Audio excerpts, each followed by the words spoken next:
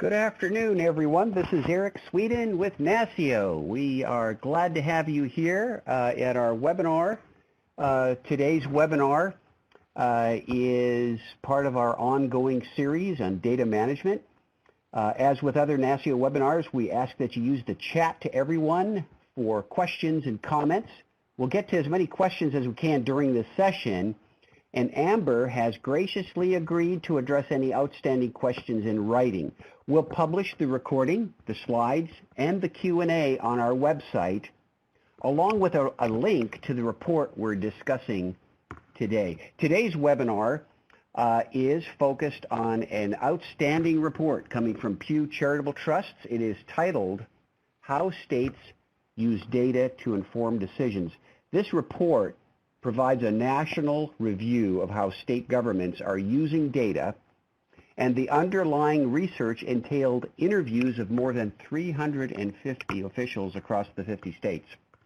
The project team initially talked to us way back in 2016, and we met them in May of 2016 at our mid-year conference in Baltimore when the project was in its early stages. So please understand, this project has been a long endeavor, and what they produced is really excellent. So we're very glad to have Amber here. Amber is got a tremendous amount of experience working in data and analytics. She's been on this project from the beginning. She's currently an officer with Pew Charitable Trusts, and in a previous part of her career, she worked with Maryland's State STEP initiative. So Amber, thank you so much for joining us today, and we're very glad you're here, and I will turn it over to you. Thank you. Thank you, Eric. I really appreciate that.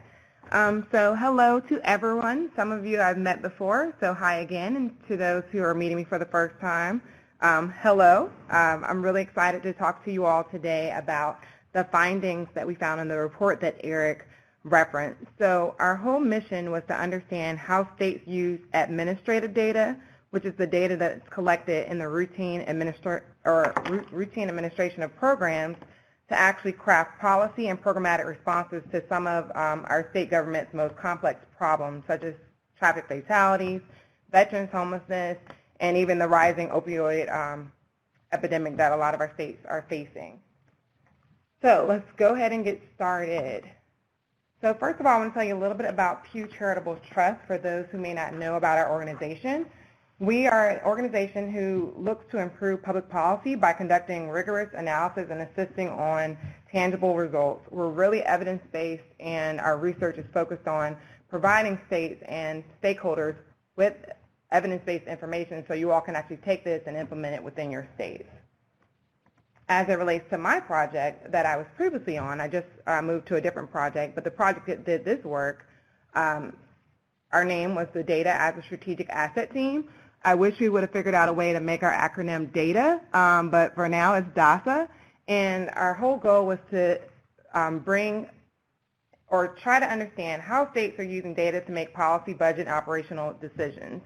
We didn't have any comprehensive research on this prior to us coming into the field. There were a few things out there we found on certain policy areas, but we didn't find a landscape view of how states were using data. So we really wanted to be the first in the field to do that, to give states information on how their peer states were using data in a strategic way.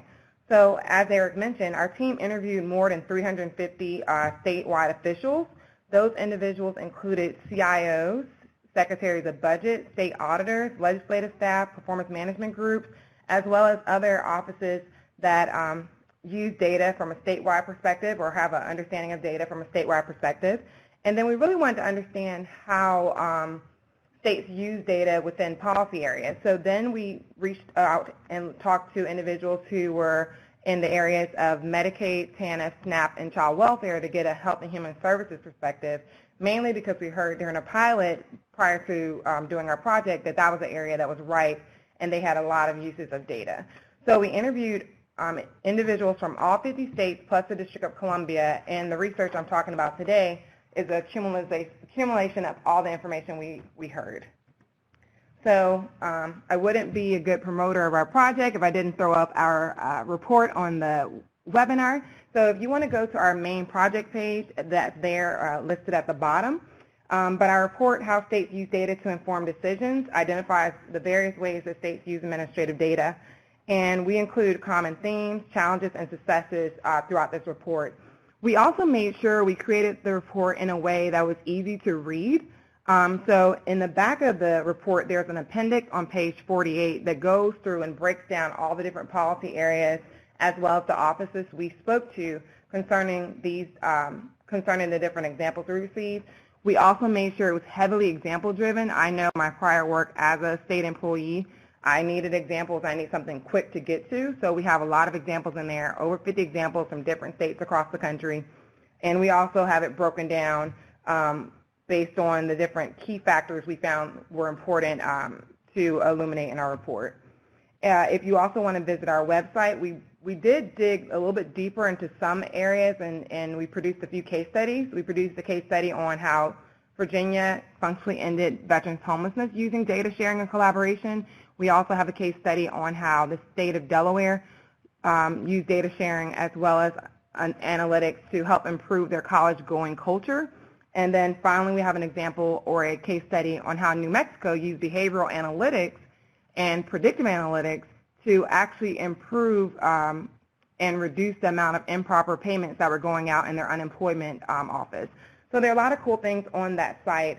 And our most recent report is a report that we released a few weeks ago that actually talks about the state of state chief data officers across the country. Some of you may know chief data officers are starting to pop up everywhere since 2010, where there was only one person in place. We now have 18 as of last month.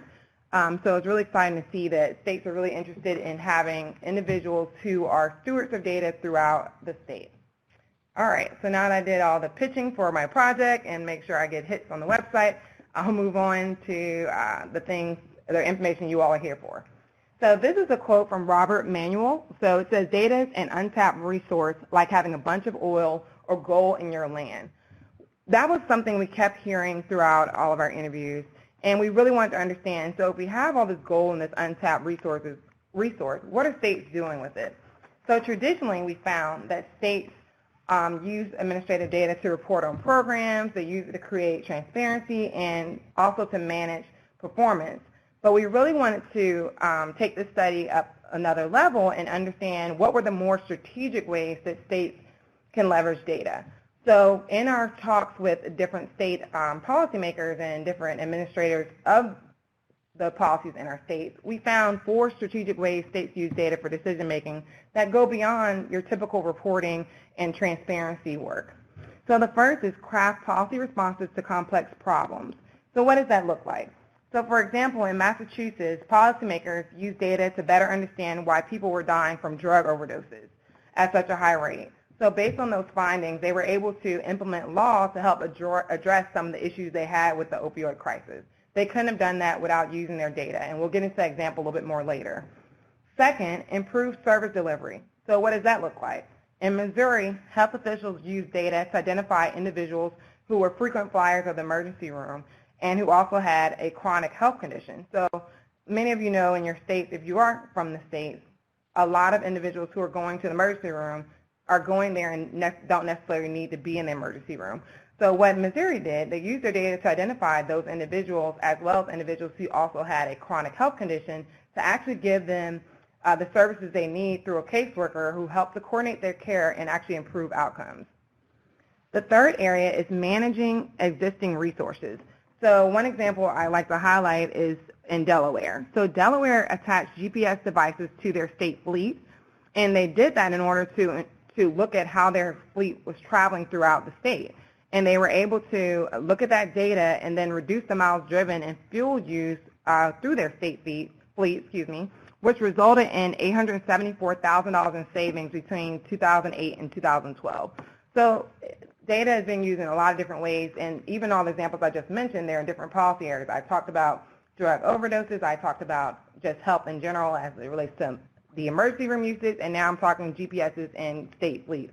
So this report has a lot of different examples that anyone who is interested in public policy as it relates to government can definitely open this report and get some of those examples. And then finally, examine policy and program effectiveness.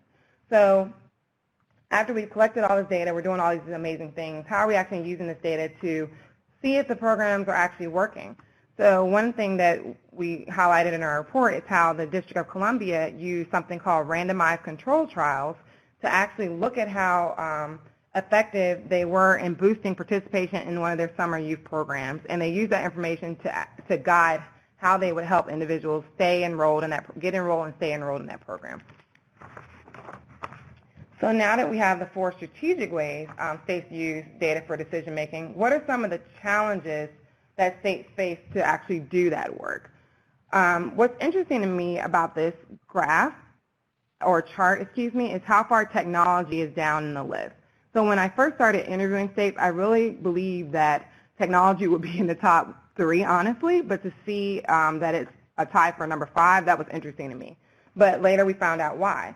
So the top 5 areas I'm going to talk to you about today are staffing, issues including skill sets, data accessibility, data quality, data sharing, and government culture. So what does staffing look like? And I'll give you a second to read that. I think this cartoon gets it. States kept talking about how they do not have to have the staff in place to do this work. That can mean a lot of different things. That can mean they don't have the staff because they can't afford the staff. They do not have the staff in place because they just don't know who is skilled on their teams who actually may have experience in data analysts. A lot of states talked about not being able to compete with the private sector. So there are a lot of different things that are affecting staffing within the states. And later we'll talk about how states are overcoming these challenges. The second one is data accessibility. So like the cartoon says, everyone's thinking about data in a different way, right? We hear about cloud-based technologies. We hear about all these things, but what's the cloud? What does that mean when you have situations where states have archaic data systems? So a lot of states talked about how their systems are old. Some systems were as old as from the 1980s. Those systems may not have the fields that the employees need to actually put in the data that they're collecting. And then often you have situations where they may even have the data, but they can't produce a report to pull the data out of the system. So data accessibility is different from sharing. It's more so, can I access the data that I do have? The third area that we want to talk about is data quality. So what does data quality mean? Someone said to me in an interview, I remember, and I talked about the quality. They said, my data is bad. Like, that was just how they were able to explain it. There were no other words for it. But I understood what they felt because I've worked in the States, so I know what it means to not have quality data and how that can affect you. So that can mean having blank fields or putting data into different fields, but the fields mean something different to everyone else. For example, if I think a child means a person from 0 to 14, well, someone else may think a child is a person from 0 to 18. So making sure that states understand and have common definition for the data that they are collecting and inputting was very important, and states say that's a huge challenge. One state, and we don't say names for states that were very honest with us about some of the things that were happening in their state, but one state said that if they left a field blank in their, for police officers when they put in information about suspects, if they left the field blank for height and weight, it defaulted to a 5-foot person who was 50 pounds. So just understanding these things are happening on a regular basis, and they can actually have implications on how state employees do their work. And one of my favorites that I hear about a lot is the challenge of data sharing. And I'll let you all read this for a second.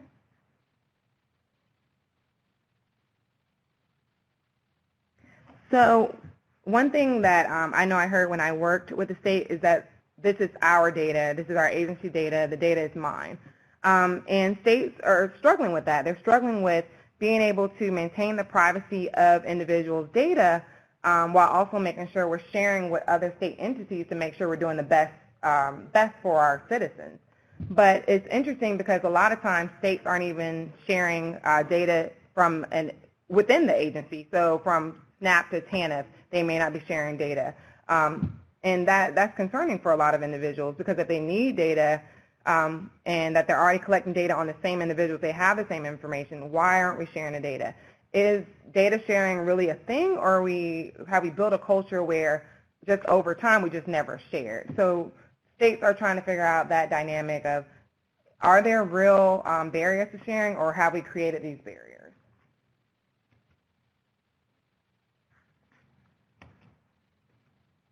And then the last and final challenge I want to talk about today is culture. So one thing I've seen just in my work with states, as well as through the research, it doesn't matter how much strategy you build. You could have the best plan in the world, the best data strategy in the world. The governor could be behind it. Everyone's going forward, and they're ready to put this into place. But the culture is not built, and is not a data-driven culture. It will destroy the strategy. Culture will always beat strategy. So states talked about how they built systems, and then people didn't want to do it, or the culture wasn't in place to do those things. There's an example with C.J. Leeds down in North Carolina. When they first started doing some of this work, they built a system that was built to share data across local, state, and federal public policing and different things like that, and being able to share the data. No one inputted data into that system until there was a tragedy that led to 2 individuals being killed by someone out on parole who could have been identified had that data been put into the system. So that's one of those examples where, and they talk about this example heavily, example where they had the strategy in place, they even had the systems, but the culture wasn't a data sharing culture, and it wasn't focused on actually putting data into the system, sharing data, and thinking about it from a statewide asset. All right, so now I talked about all the challenges that states are facing. How are states doing this work? What are some of the factors that actually support states in their data work? So the things we heard were, of course, first, leadership. So leadership is not just the governor. It's not just the executive branch saying, hey, we're going to do this work now and everyone get behind it. It was staff at all levels. We heard about individuals who were at the entry level as well as up to the executive branch who were doing a lot of this work and pushing these initiatives forward. So just having good leadership in place throughout all levels of government is very important in supporting state data work. The second is staffing. So having the right balance of staff to actually deal with these issues, whether it's having staff who are skilled in data analytics or working with partners external to the government to help ensure that we have the right staff in place, whether it's internal or external. And then finally, data sharing. So those who said that they had access to the data they needed felt like they could support their data work going forward. So after we discovered how states were using data in a more strategic way, which were those 4 points I mentioned earlier, and then we looked at challenges and some of the support, we really wanted to figure out, how do we talk to states and their stakeholders about how to actually do this work on a bigger level? So after going through all of our transcripts and coding those and doing analysis, we discovered that there are 5 key actions that states have implemented to promote data-driven decision-making in the state. Under each of those actions, there are 3 points, and I'll go through all of those, and I'm also going to give an example of how states are already doing this work in the next part of my presentation. So the first area is to plan. So plan ahead by setting up guiding goals and structures. So we talked to states about if they had a data strategy. Some states had formal data strategies where they said they had something written down where they could actually reference. Other states had informal data strategies where they just talked about it or created groups around the idea of data, and they put those things in place. But we really want states to look at planning and really implement a well-thought-out, coordinated approach to using data by writing a formal data strategy to guide those actual efforts. The second area is developing data governance. So you can have the best data strategy in the world, but if you don't have governance that guides your data, you're still going to deal with the problems of data access, you're going to deal with problems with data sharing and data quality and all those things. So we saw that states who were successful in this developed governance structures to inform data use, access, and understood that it was important to also prioritize privacy and ensure that citizen data is being protected when we're looking at governance. And then the third area under planning is taking stock of your systems. So a lot of states, and I understand it takes a lot of time, a lot of states haven't taken a stock of their systems and performed an inventory on data sets. There are multiple data systems often in states. Some states are moving to a more enterprise view where they have centralized systems or they look at procuring systems in a different way. But a lot of states have multiple systems, even within one agency or within one office, where everyone's collecting data, and often those systems don't even talk to each other, or they can't share data between those systems. So we really encourage states to take stock of systems and perform an inventory on all data sets just to know what's out there and what they have available. I believe the District of Columbia is actually working on, the District of Columbia government is actually working on performing an inventory on its data sets to understand what they have in their stock. And then you can go forward from there, understanding what are the next steps to building capacity as it relates to your plan. So one state I want to call out for planning ahead is the state of Virginia. Virginia planned ahead by setting up the Commonwealth Enterprise Information Architect Strategy, and their strategy had four main goals. The first goal, they developed a data governance structure. The second goal, they promoted the use of standardized data and shared data definitions, similarly to what I pointed to earlier, making sure the data is being collected in the same way. We all understand what the definitions are for the data, and we know what we're putting into the system because we all agree on it. Third was they managed information as an enterprise asset. So no longer are the days of this is my data. This data belongs to the Commonwealth of Virginia, and how can we all manage it as a statewide asset and use it to help our citizens? And then fourth, they focused really heavily on increasing data sharing. And they did that. One of the cool things they did that I really enjoyed, they had an EO that was put out by the previous governor, Terry McAuliffe. And what it did was it had the state look at all of the rules and laws around data sharing to really understand if those rules were actual rules that needed to be in place, if there was actual statutes that said we could not share data, or did the culture of the state create this mindset that we couldn't share data. So they went through all the laws and actually created a report that talked about the state of their data. They're doing some amazing things down there, so they're a good state to talk to if you're interested in how do you plan ahead by setting up goals and structures.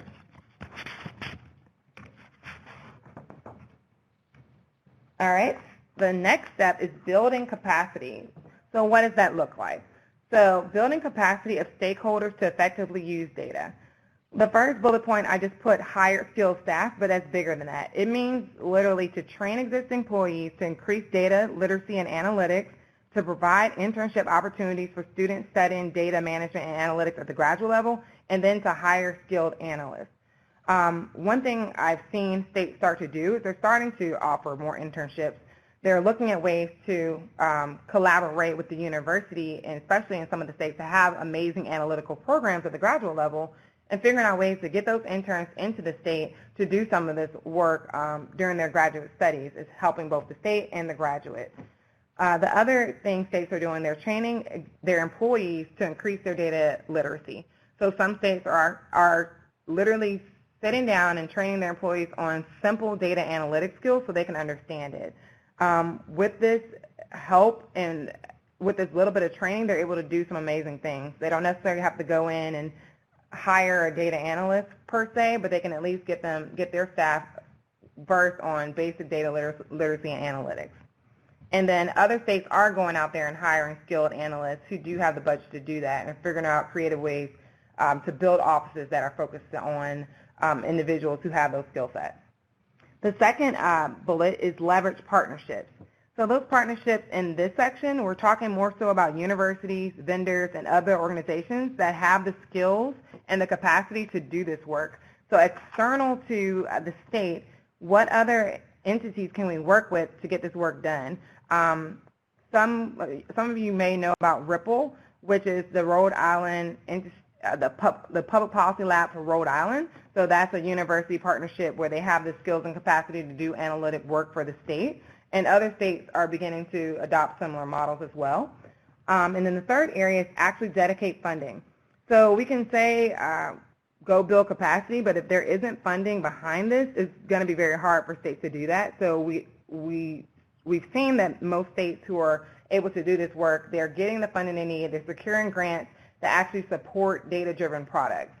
And the example I want to highlight here for the total package of building capacity is the District of Columbia, the lab at DC. If you haven't heard about it, you should definitely look them up.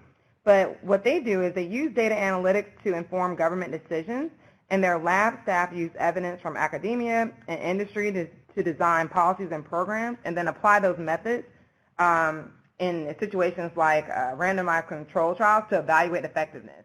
So they've literally staffed up this group of individuals who are researchers, PhDs, as well as state government employees who go in and figure out an issue, figure out what's going on within the state, how can they make it better, or what's going on in the district, how can they make it better, and then they evaluate its effectiveness and they report on it. One of their big reports that recently came out last year was the effectiveness of police body cams. And if you go to the lab at DC, you can see more information on that. But that's one way to build capacity, is to actually create a center or a lab of some sort, policy lab, that's focused on having the right staff, leveraging partnerships, and that's funded to do this work.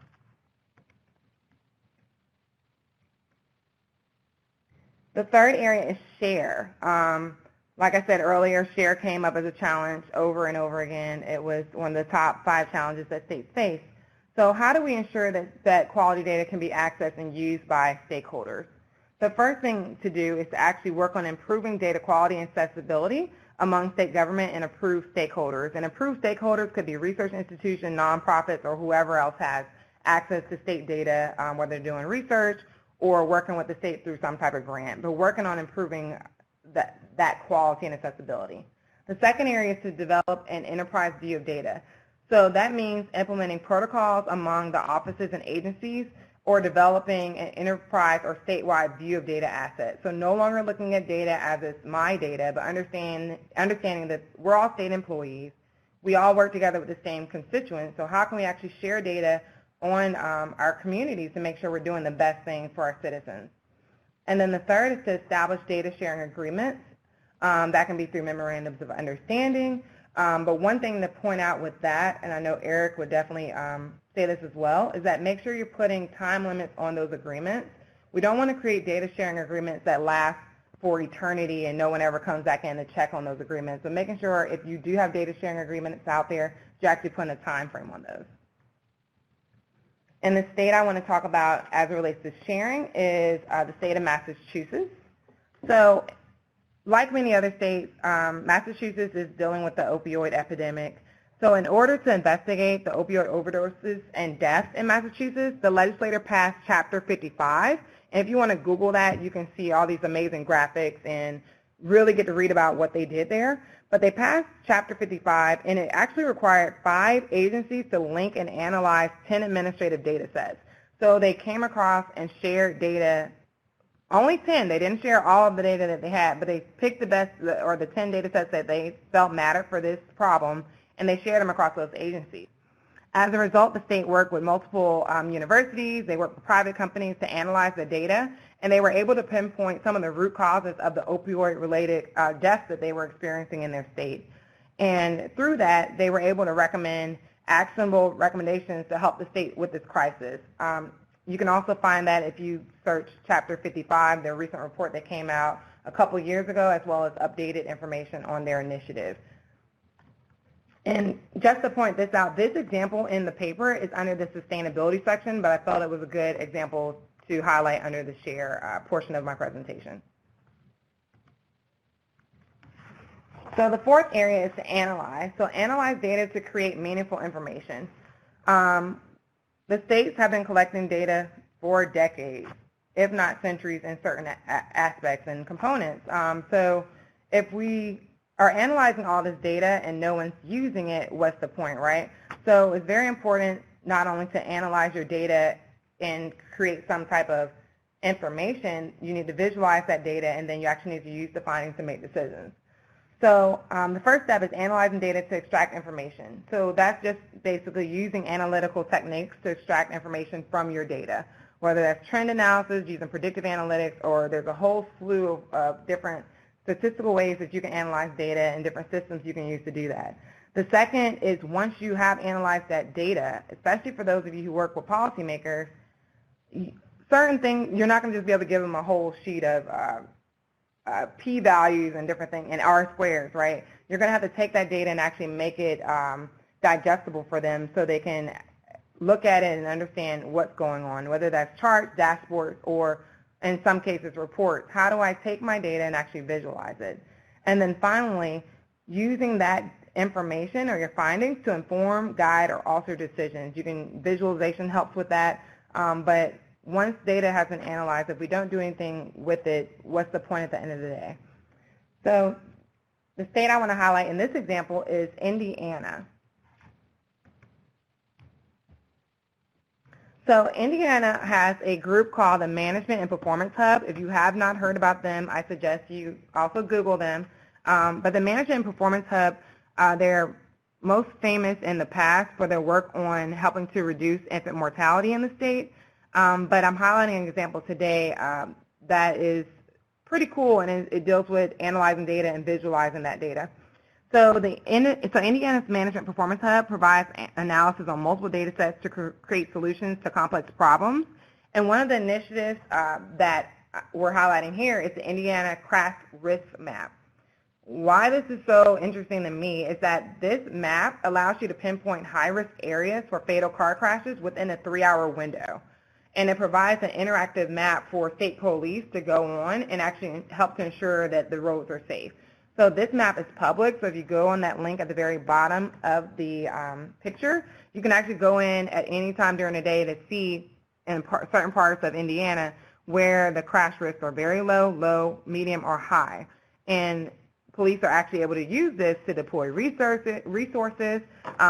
In states, you can use this to look at how you have the traffic, your transportation, how roads are set up.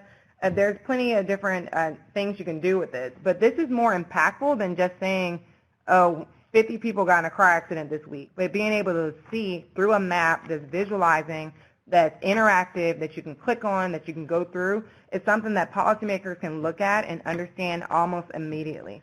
And once again, this map is publicly available, so if you're interested in it, definitely click through or use that link, the address at the bottom to check it out.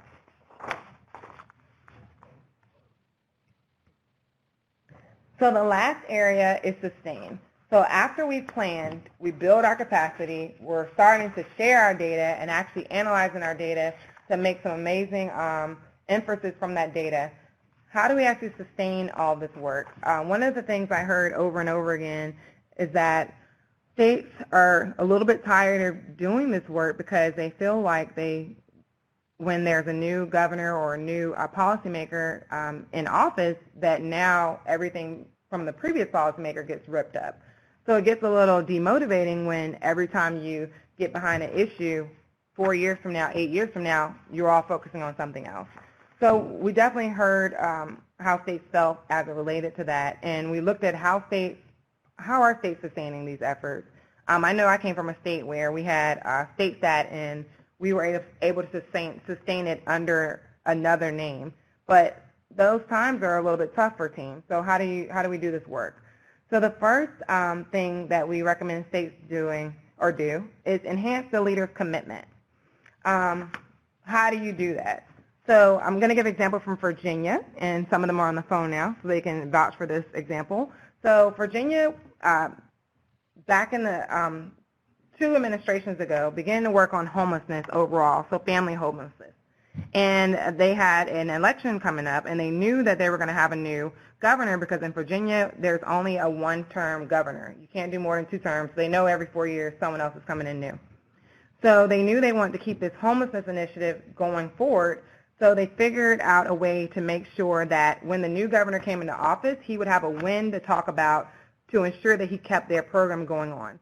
So they implemented a 100-day challenge to house families, homeless families, that started before the new governors, or during the old governor's term, and started and ended after the inauguration of the new governor. So that gave the new governor something to talk about. He had a win immediately within his first 60 days in office, and that's one way they were able to enhance the leader's commitment. So that's a creative way, and there's plenty of other ways to do it, but ensuring you're getting commitment from your leadership is very important to sustain. Otherwise, that governor could have easily came in and no longer did the program. The benefit of that is that governor kept that program. The program even extended on to veterans homelessness, and the state of Virginia was able to functionally end veterans homelessness. But had they not thought of that creative way to enhance leaders' commitment, who knows what could have happened, and if they would have been able to be the first state to functionally end veterans homelessness had it not been for that, that initiative. So the second thing that we've seen states do is enact legislation and policy supportive of data usage. So there are times where you can enact legislation and it doesn't matter. Someone will come in and not do it. So we do acknowledge that, but it does help to hold the thing together when you do have things in writing and they're in statute. It helps you to be able to point to that as an employee in your state or as a stakeholder, say, hey, you're required to do this by statute, and really pushing that back up in front of the policymakers' eyes and from the leaders' eyes. And then the third area is to actually create a culture that prioritizes data as a strategic asset to guide decision making. Creating a culture means training individuals on how to use data. When you train individuals on how to use data, the data quality goes up. We've heard that over and over again, because individuals now know what it means to actually input this data, and they know what it affects and how it can help them do their job even better. It means ensuring that people throughout the agency understand the importance of using data to make decisions and not using your hunch to make decisions. So culture encompasses all of these things. So the example I want to highlight today is from Texas. So this is an actual map from some of the work that Texas did around Hurricane Harvey. So this example is not in our paper, but it is in our Chief Data Officer brief that's on our website. But we like this example for sustainability because it hits on all these three areas. So Texas implemented a statewide data coordinator position, which is basically a chief data officer, but the name is different. And they implemented that position a few years back and hired an individual in place. And he was focused on improving data sharing and collaboration among state agencies. So he built this framework while he was in place to make sure that individuals are sharing data, that they had the capacity needed to use data in strategic ways. And this was really beneficial because when Hurricane Harvey came, the state was able to use the framework that was put in place by the data coordinator and other stakeholders to map GIS data and provide real-time information which helped first responders when they were identifying the most vulnerable citizens and places. It helped helicopters who were flying down into flooded areas to know where dry spaces to land were located. It helped administrators know when to open up schools because they could see where flooding had went down, and we could have a timeline for when schools were opening up. So they did a lot of groundwork in making sure that they had the leadership commitment. They enacted this position to ensure that someone was focused on data throughout the state. And then they built the culture because they had already started building those things like data sharing, collaboration, and working with all their peers through this initiative. So sustaining is very important. So I think I finished about 4 minutes early, and that's fine. And there we go. So thank you all. If you have any questions, please feel free to drop them in there. Yeah, so we're going to look for questions here through the chat. Thank you very much. This is absolutely outstanding. Say, one thing that we keep hearing, now I'll kick things off here a little bit with some questions while we're waiting for people to come in. I'm going to go back to one slide you had here, okay. And it is this one. Analyze data to create meaningful information. A term we keep hearing, keeps surfacing around our conversations is the idea of insight enabling. So in other words, policymakers, as you stated, Amber, they don't want just data. You know, you can give me access to data, and that's fine, but I want to be able to surface insights that will enable decision making. So what did you learn as you went through this research and the emphasis on that concept of insight enabling, Amber? I think so. That was one of the main things. We call it analyzing data to extract information, but that's what it means. It means creating insight. We kept bouncing back and forth between information and insight just so we didn't have a paper that was boring, right?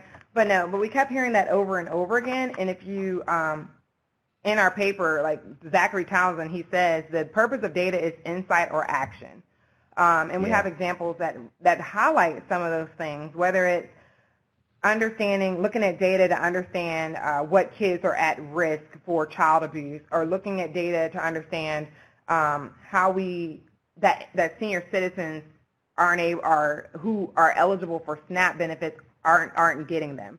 So there was plenty of things that were happening out there that when they were elevated either through some type of visualization or a dashboard or even a report with charts and graphs, those things still work.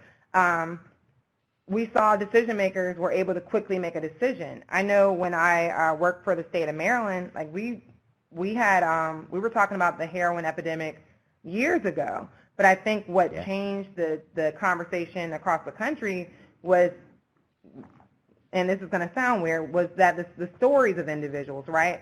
So hearing about someone's child dying or being close and knowing people who are around you who have experienced that, so actually putting a face to it, actually putting a story to it, we're not dealing with data points, and I think that's something we learn over and over again. It's not just a data point. These are human lives, and I think it's important for us to use that data to make sure people understand that if we don't do this work, lives are being affected. And sometimes that means telling a story that we've seen, that means showing a visualization, that means making it more tangible and digestible for our policymakers. Yeah, very good. Hey, let's go over to the chat here. We've got some questions here. Here's a question from Doug Robinson. Other than Indiana, Maryland, and North Carolina, how many states are considering an enterprise data analytics as a shared service? Did you encounter that issue? So I have that. It's not in the paper. Doug, I can give you that offline. I have that in our raw data, who's working on that. But that's not in the paper right in front of me. But I can get that to him offline. And you can put it in the notes as well. Appreciate it. Yeah, we'll put that in the Q&A that we publish with the slides and the presentation. And then Dr. Peter Aiken, can you talk a little more about the skill sets that the states are asking for? So skill sets required by states to implement data management. Did you come up with a list of what are those skills? So that varied across all the states. Because I really thought everyone wanted a data scientist. Everyone did not want a data scientist. Everyone said they did not need a data scientist. And in many cases, their data wasn't even at the point where they could use a data scientist. So the interesting thing, let me rewind a little bit and tell you about a conference I went to. I spoke at a conference where it was in Virginia, where they're trying to get liberal arts students to actually use more data and data analytics because they have an understanding of those soft skills, but then they want them to also have the data background. So it's more of that. It's more of, here are these public policy individuals. Can we give them some data skills, whether that's statistics classes, some basic just understanding of how to run different statistical analysis to make sure they're just ready to go when they get into these positions. I rarely heard people looking for data scientists. It was mostly, can we get the basic skills to do some type of trends analysis, to do basic analysis, so we can know where some of our problems are. And of course, a lot of states, there are a few states who are more advanced. They're doing predictive analytics. They're doing behavioral, they're looking at behavioral insights and using nudge theories and different type of analytics. So the scale ranged. But one thing I enjoyed was Minnesota. They have trained over 3,000 individuals in results-based accountability. So even something as simple as that and being able to give people the skills they need to do that type of work, it just ranged across all states. I wish I could say everyone needed one skill set, but it was mainly like we need basic analytic skills because those are things that people can pick up pretty quickly, and they don't cost a lot of money. It doesn't cost a lot as it relates to hiring staff with basic analytic skills. You're gonna of course pay for a data scientist, but someone with a couple statistic classes in their belt, that's not going to cost you substantially more. Yeah, good. And then here's a question from Otis Hobson. Are there any recommended platforms, software, databases that you encountered for collecting data relative to this insight enabling? Did you encounter any technologies that seem to surface over and over again? That's another area. So this is hard because we interviewed 355 people. Yeah, So sure. everything was Yeah. everywhere. From your basic, we heard about SAS, SPSS. We heard about R. We heard about all the major platforms everyone kept bringing up as platforms they use. And I know a lot of those companies have more government contracts. But those were the main ones. Some states are building their own capacity. And so this was cool as it related to skills. One thing I've heard recently, and also in private sector, is really looking at the individuals you have in your offices and doing skill analyses. So often people are hired for one position and just the skills we think they have in the job description, right? So we don't even tap into all the other cool things that that person is able to do. So some agencies are starting to look at individuals' resumes and really seeing, like, what other skills do you have? So I stopped putting you in this one box or in a box of a position, and I actually use more of your skill sets. So I've seen states talk about how they use the whole person's skill set to do some of this work as well. Mm-hmm. Now, you mentioned chief data officers, Mm-hmm. and I think when you and I spoke, we talked about data stewards and that type of thing. Here's a question from Bob Greaves. He's asking, why don't we hear more about the need for data architectures and data architects? Did that come up in your conversations, those kinds of terms? So that comes up more, or came up more with the CDOs, and at the time we did when we finished our research, it was around the end of 2016. I think since then we've already added like 7 more CDOs. So they were very new in role, and everyone was trying to figure out what do we do. So that's a conversation that NASIO, of course, talks about, but we weren't able to grab that in our interviews due to the newness of those people in those positions, and now you're starting to hear more of that. Yeah, right, exactly. So the other thing is relative to analytics.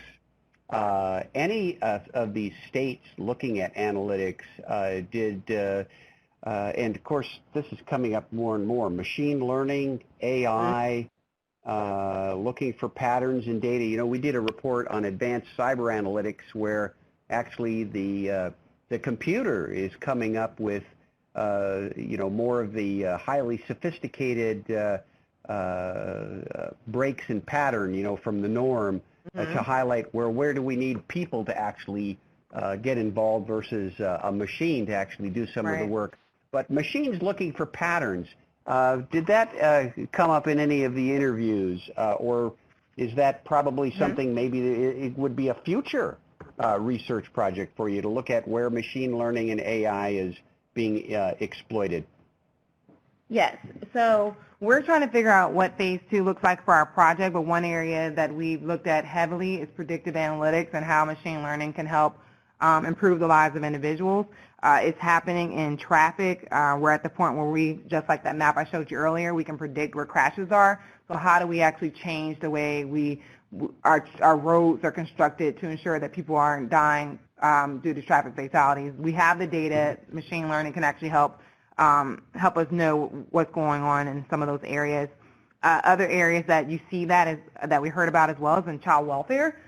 This area is a little bit more controversial, but some states are using it to understand the risk levels of individuals who are in care with the child welfare or in the child welfare system, and if a call comes in, what level of risk they are as it relates to being at risk for harm. Again, that's a very controversial area, but we did hear a lot about states going into that area. And the third is in Medicaid, in the area of frequent flyers of emergency rooms. I kind of mentioned that earlier, but you're seeing a lot of states working with different vendors to figure out how can we predict which individuals are going to come and see the emergency rooms who don't need to be there, not the ones who do need to be there, but which individuals don't need to be there, and then how can we get them the services they need at a much lower cost and ensure the health outcomes that are actually going to help them through their problems.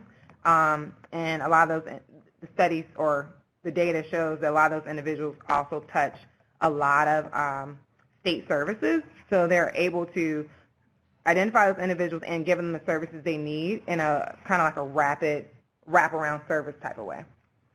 Yeah, now I'm looking at your appendix, B, sample list of state contacts. So these may be places where that could possibly surface employing machine learning or AI. Now, I don't see anything specifically mentioned here, but I suppose any place where we see typical kinds of correlations that would be automatable, those may be good places. But do you recall any specific states that are using machine learning? For predictive analytics, I have a list of those, so I know in those 3 areas because we did start doing research on that, so I can send that to you as well. Yeah, that'd be good. We'll put that out with the Q&A as well. That'd be great. Okay. Here's a question from Pat Cummings. Are states taking advantage of their GIS specialists to help with data analysis as well as visualization? Now, you've got some maps in your report, but how much of that occurred in your research where you see the GIS is part of that data management team, and they have the GIO, a Geographical Information Officer, participating with the CDO as well as the CIO in developing strategies and mechanisms for visualizing and getting those insights. How often did you see that GIS coming into play in this kind of work? GIS did come up in the last example, and I'll flip back while we're doing it. This example, the Texas example, was a prime example of using GIS in this way. Like you said, there are maps in there that are GIS-based. I think that one thing that would be beneficial in states is for the GIS, and I'm sure they are working this way, but for GIS and the CDO to get really proximate, since GIS, often those individuals have been using the state data in very unique ways to do analysis as well as mapping for a very long time, whereas the CDOs are a new in role, but being able to see how we can actually work together in a more collaborative role to do more of this work. I know I don't have this example in here, but I know in Iowa they use GIS mapping and Esri to do 3D imagery, where they were able to determine which wells in the county that they were looking in had arsenic, and they were able to use that 3D imagery to stop drilling to certain aquifers or water sources to make sure the individuals are no longer sick. We couldn't have done they couldn't have done that work without GIS. All right, they couldn't have done it without being able to map that information. So GIS is very important in this conversation. I think that states have to look at different ways to use it, similar to that example of the Iowa and knowing where the right water sources are.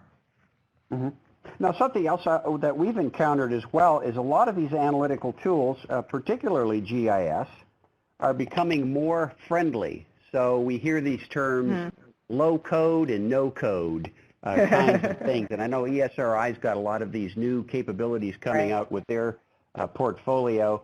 So did you encounter some of that as well? So when you get into the skill sets, you know, that's been a barrier in past is, gosh, you got to learn how to code in these various packages, SAS or SPSS or whatever.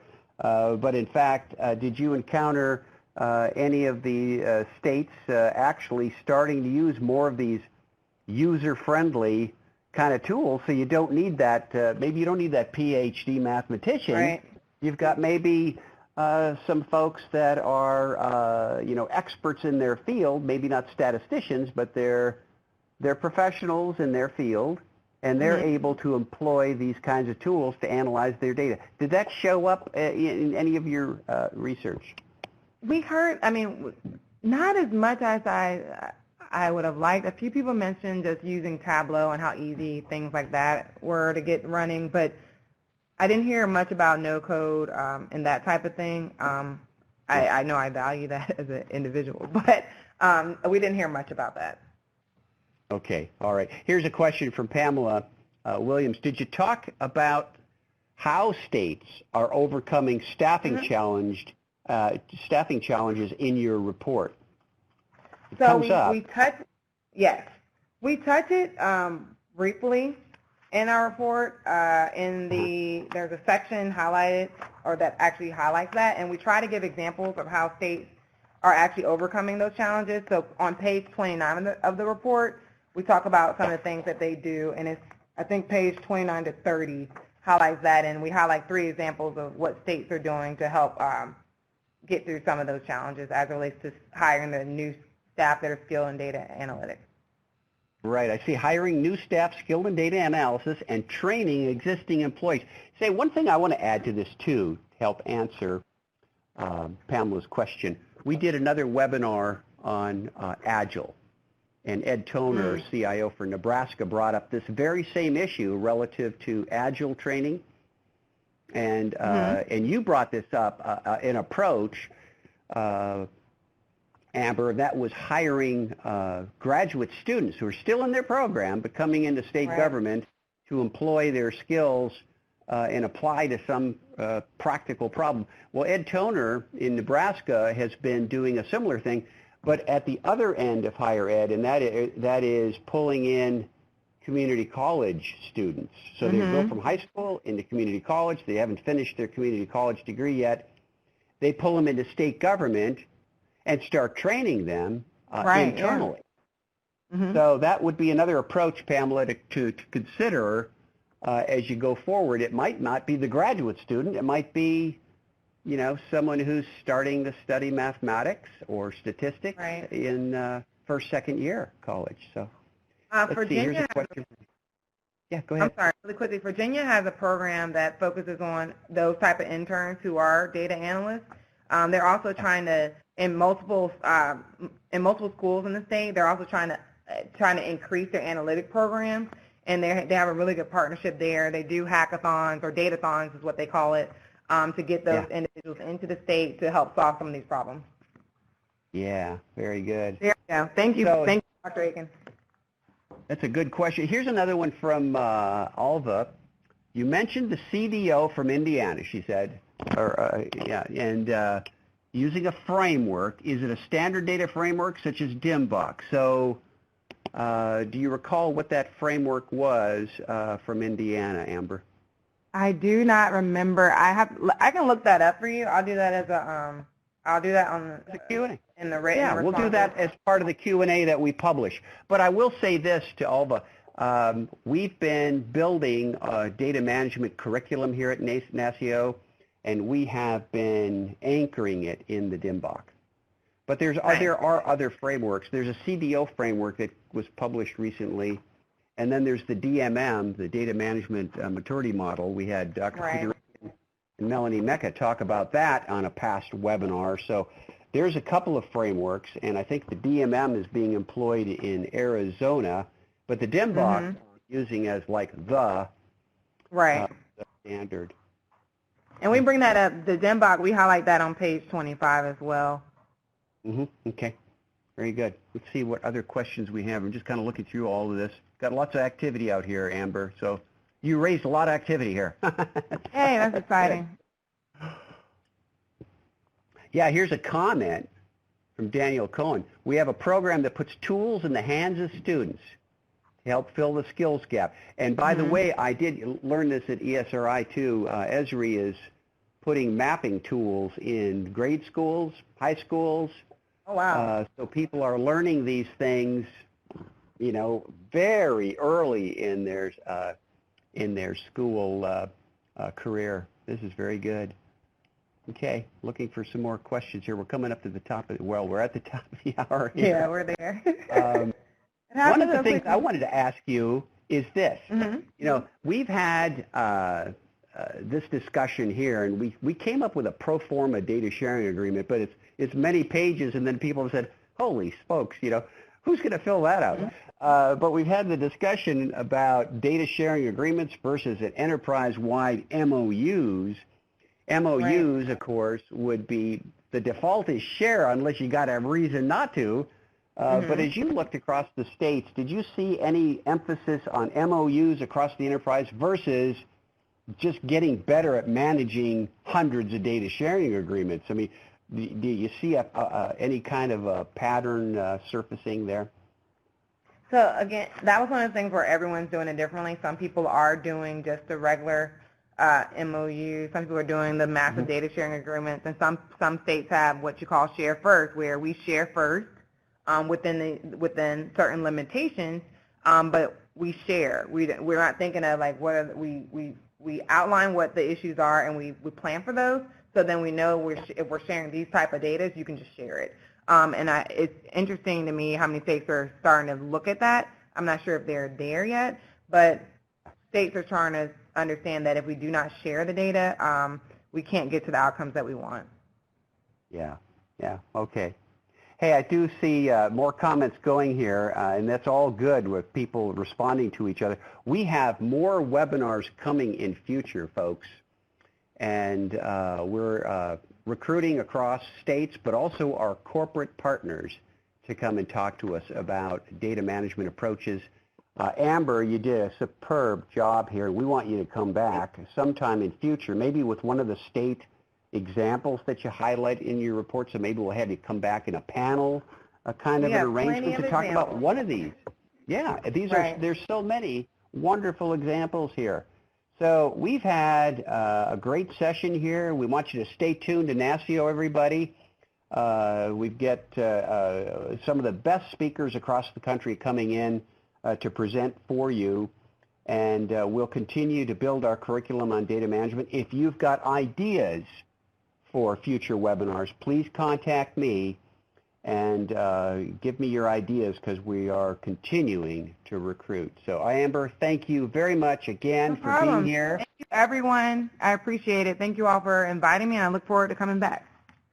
Wonderful. And thank you all for participating in our webinar this afternoon. Have a great afternoon. We'll see you in future. Thank you.